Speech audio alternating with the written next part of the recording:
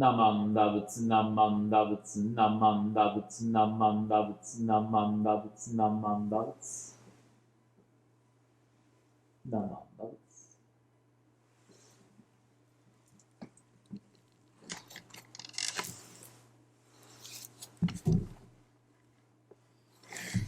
Namam Davits.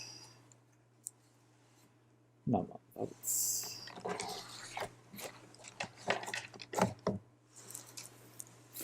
Please join me in Gasho. Considering then this human existence, hard is it to obtain. It is like the blossoming of the Udambara, an exceedingly rare and beautiful flower. Today we have come now to hear the Pure Land teaching so rare to encounter. Today we have encountered the opening of the Dharma gate of the Nembutsu. Truly we have encountered the call of Amida's universal vow.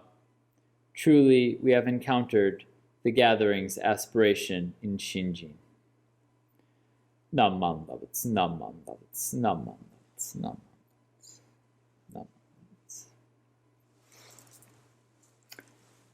Let me begin by wishing you a happy Hanamatsuri.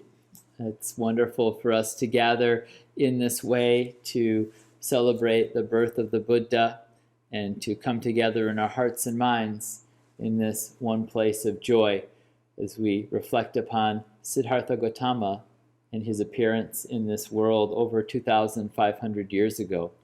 He would grow to become the Buddha, the teacher who guides us on our own path to awakening.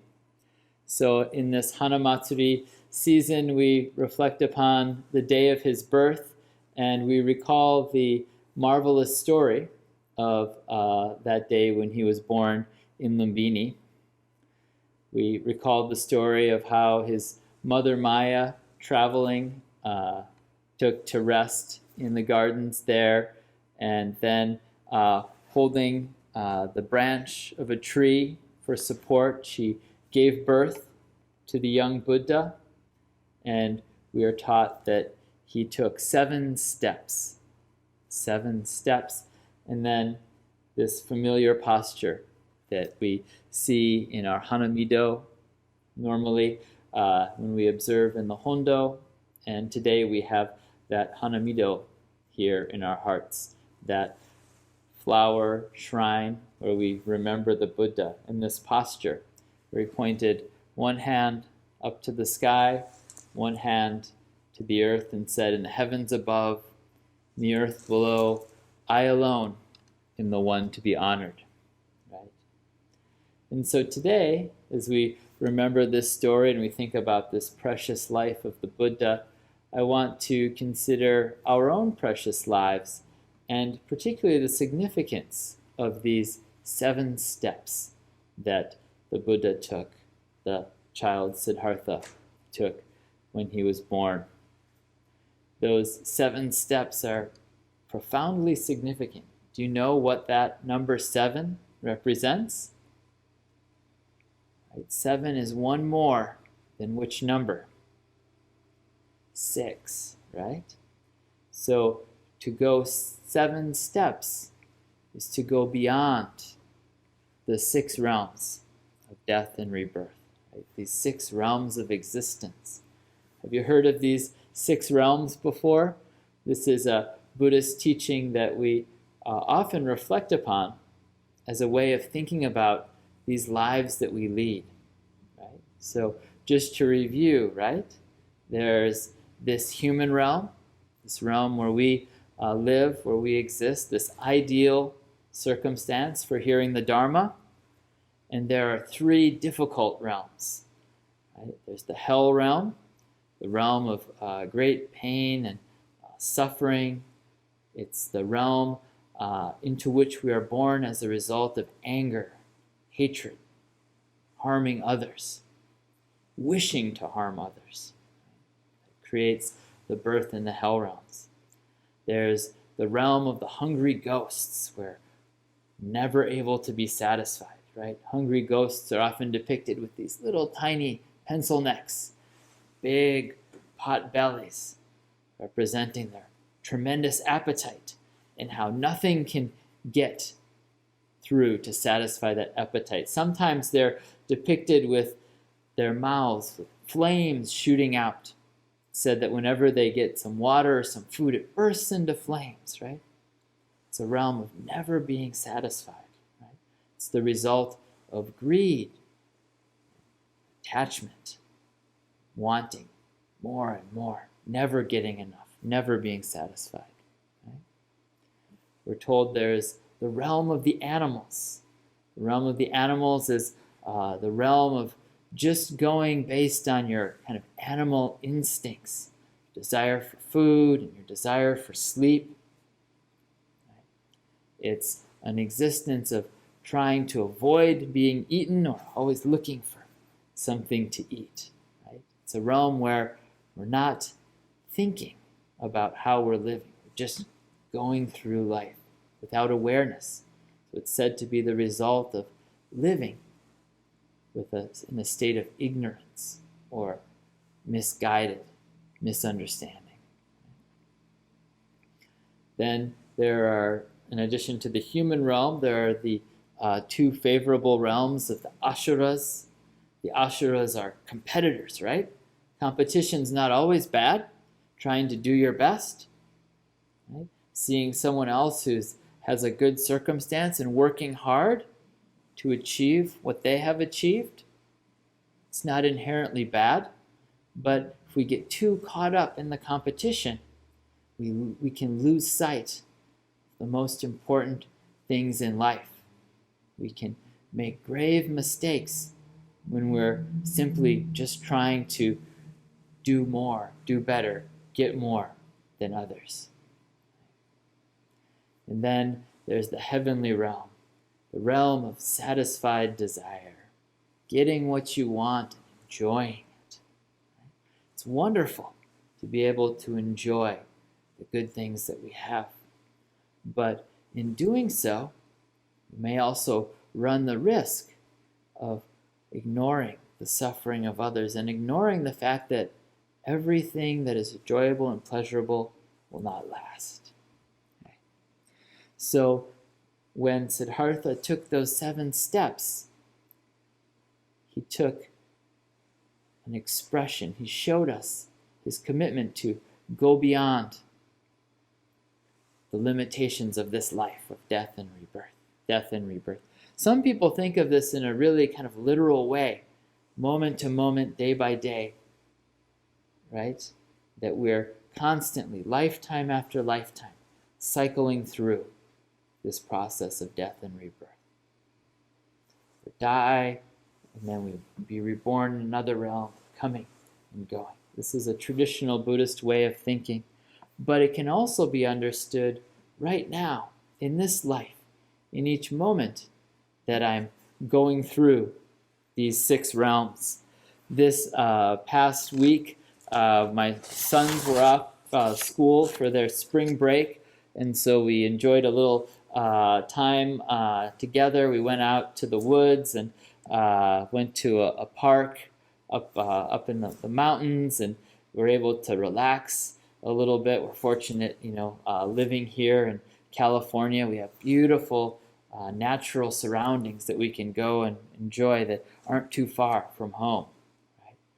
And so we went to this park, and it was kind of a hot day. We thought, well, let's go over by the river. There's a nice path that goes along the river. So we walked along this path, and we started to get hot, and we saw some people resting down by the shore. And we thought, oh, that looks good. We'd like to do that. So we started looking and searching for a nice spot right by the shore. But it was a nice day, and there were lots of people. And of course, everybody's trying to maintain their 6 feet of distance and got our masks on. And so, we want to find a spot where we'll be able to rest and have plenty of room to relax. And so we went and we found a really, really great spot. I noticed that there was another group of people, an elderly couple, also kind of had their eye on this spot. I thought, well, I want to claim this spot. So here I was rushing All of a sudden, I had been born as an Ashura, trying to claim this spot, rushing, trying to get there first. And then, just as I was about to plop down the backpack and claim this spot for my family, my wife, and my 3 sons, another little kid came rushing up and had a big bag of toys and rushed up and plopped right down in the spot I was going for and said, "Hey, Mom, I found our spot." And in that moment, I was so mad. That kid. Here I was, raging at this little kid who just happy to find a place at the beach. In that moment, I'd been reborn in the hell realm. So then I had to continue on searching, and I'd see one spot, but it's not shady enough, and I was looking for just the right spot, right? I found one spot, and I thought, that looks good, but it's not quite wide enough, right? There's not quite enough space, not quite enough shade. Everything I saw, I just couldn't quite be satisfied, right? Here I was in the realm of the hungry ghosts, constantly looking for a little bit more, something a little bit better. Found a good spot, couldn't be satisfied, right? Nothing was satisfying me, right? So there I was, not able to enjoy this beautiful place where I was. And finally, after walking along for over half an hour, finally I found a perfectly good spot. Made it down, walked down to the shore. Could rest and relax. Enjoy the beautiful sight of the trees, the sound of the water, watch my kids playing.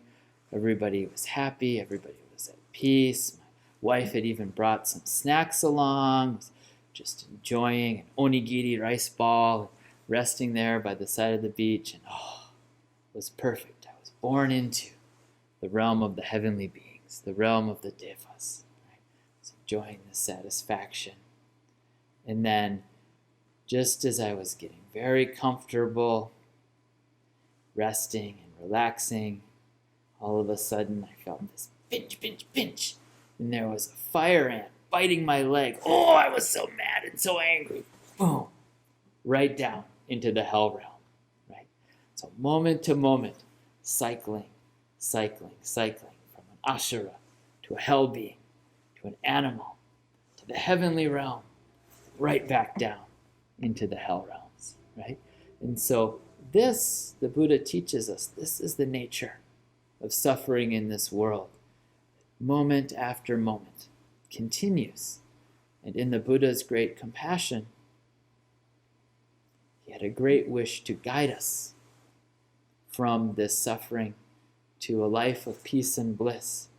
So as we reflect upon the life of the Buddha, we realize that from the very moment of his birth, the causes and conditions were in place that would bring him to awakening, that would guide us to awakening through his teachings. And so he took that 7th step, and indeed, the heavens above and the earth below, the Buddha alone is the honored one. Each of us in our lives, we are to be treasured. Treasure this human existence. It is truly to be honored and cared for. In these words that I read, these words from Shinran Shonin, he says that truly we have received this human life, hard as it to attain, like the blossoming of a rare flower. These flowers that blossom in Hanamatsuri. These flowers that blossom as our own lives. We have come to hear the teaching of the Buddha that will guide us to the other shore. First, we need to be born into this human realm. Right? We need to realize what a precious gift we have received in this human life, to treasure it, to be aware of that, to care for one another.